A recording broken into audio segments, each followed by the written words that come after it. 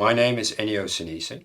I'm the Group CEO of Oros Consulting Group, a niche boutique consulting company helping asset-intensive industry navigating through the challenges that we all face today, among which the energy transition, digitalization, and other challenges that basically cause us to question our resilience. So allow me to start with a story. Imagine a company in 23 that found itself grappling with soaring energy costs due to geopolitical tensions, disrupted supply chain, and a workforce deeply affected by social unrest. This is not a dystopian future. It is our present.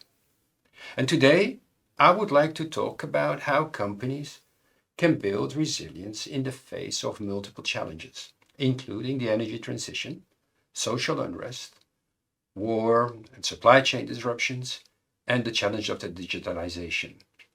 This is definitely not something that we can cheer about. These are major challenges.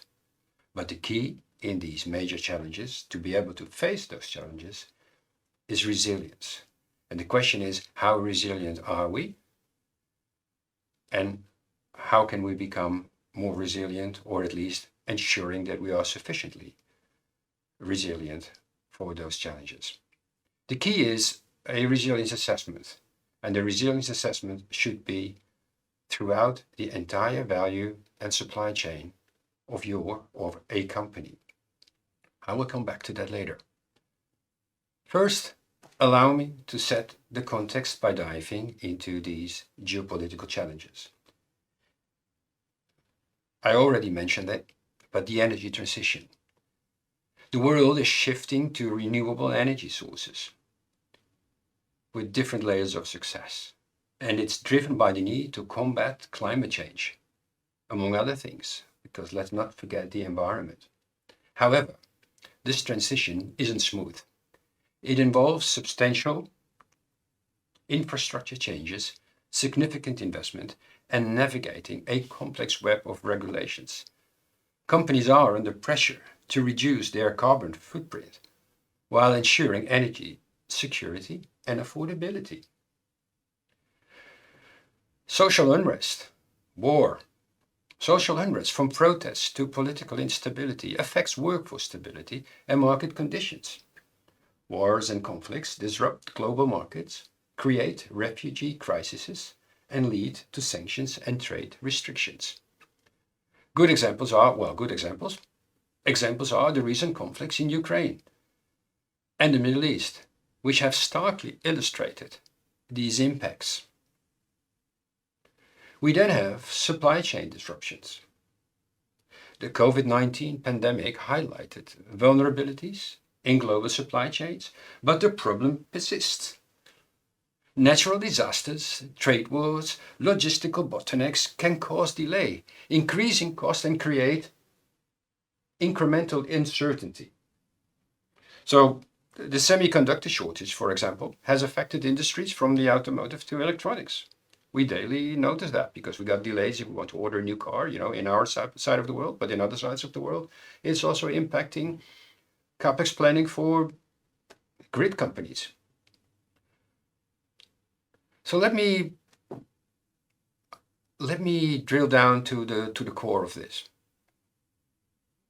The need for resilience. Resilience in business is the ability to withstand, adapt to, and recover from disruptions. It is about more than just survival. It's about thriving in a volatile environment and seize the opportunity that the resilience challenge is also providing you with. Companies that lack resilience face significant risks. The first one is, of course, operational risk in production and services. The interruptions in production and services can lead to standstills, eventually could even lead to bankruptcy. Financial risks, in the increased cost and reduced revenues. It's a major topic, and a keep me awake type of issue for many CFOs. Reputational risk. loss of customer trust and market share. So, how should we approach this? Well, the question is, can companies become resilient? And the answer is yes, but. The answer lies in a comprehensive resilience assessment across the entire value and supply chain. So what are some of the components of a resilience assessment?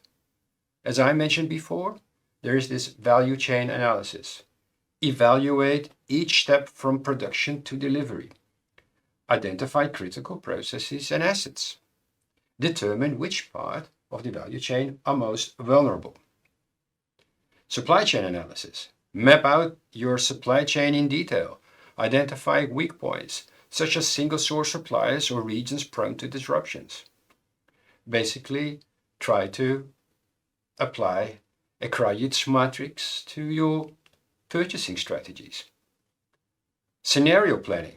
Prepare for various potential future states. You can develop response strategies for different scenarios, from energy shortages to political upheavals. And with scenarios, if you have 3 scenarios, I can assure you that not one of these scenarios will unfold exactly as you have planned them. But what will happen is that if you do it properly, you will have 3 scenarios, and the hybrid outcome will allow you still to be prepared for anything that is coming at you. So, once you have done all that, it still needs to be implemented. And implementation is often a major issue. I give you a couple of keys that you could consider when you are planning for your resilience strategy. The first one is to identify key assets and processes. Prioritize critical areas that are essential for your operations. Second, assess risks and vulnerabilities. Use the data analytics to evaluate potential risk. Of course, you need to have reliable data. Without reliable data, you get unreliable information, and unreliable information leads to unreliable intelligence. Understand the likelihood and impact of different disruptions. Third, develop a contingency plan or develop contingency plans.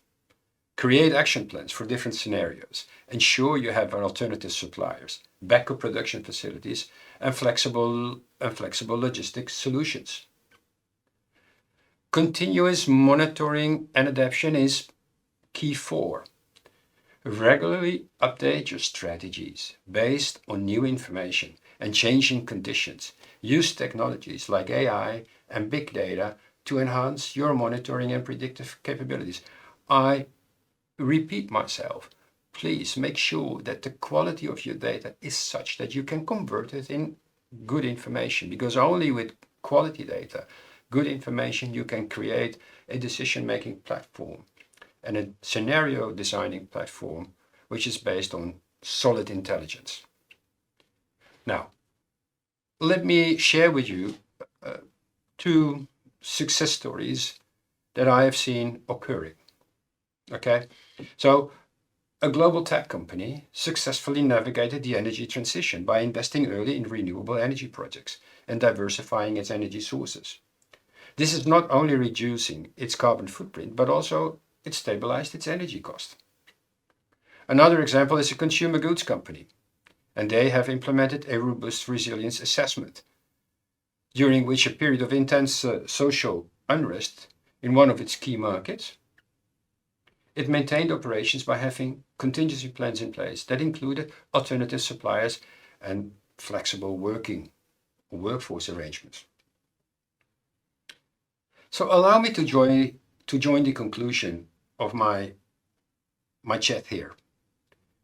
To recap, resilience is crucial in today's volatile world, and it has become more volatile than ever before. Okay? By conducting a thorough resilience assessment, companies can identify vulnerabilities, prepare for disruption, and ensure they can adapt and thrive. As we look to the future, it is clear that resilient companies will not only survive, but also seize the opportunities that arise from these challenges.